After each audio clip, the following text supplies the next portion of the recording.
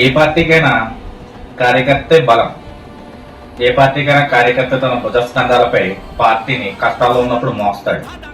ఏ party నెగ్గిన తర్వాత వచ్చిన నాయకుడి కంటే నెగ్గక ముందు పార్టీని చాలా బలంగా ప్రజల్లోకి తీసుకెళ్తూ ఆ పార్టీ కోసం బలోపేతం కోసం పనిచేసిన కార్యకర్తను మనం కాపాడుకోవాల్సిన బాధ్యత ప్రతి ఒక్కరి మీద ఉంటుంది. అది ఏ పార్టీలో అయినా కానీ.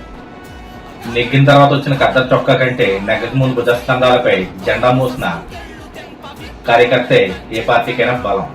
అలాంటి కార్యకర్త కష్టాల్లో ఉన్నప్పుడు ఖచ్చితంగా మనం ఆదుకోవాల్సిన బాధ్యత నాయకత్వంపై ఉంటుంది.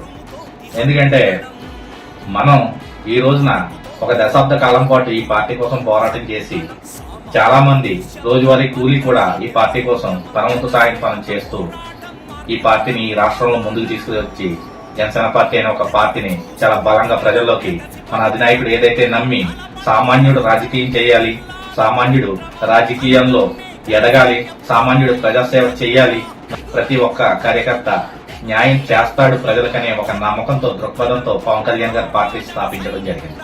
సామాన్యులు ఎప్పుడు కూడా దోచుకోవాలి దాచుకోవాలన్నది ఎప్పుడు వాళ్ళ దగ్గర ఉండదు.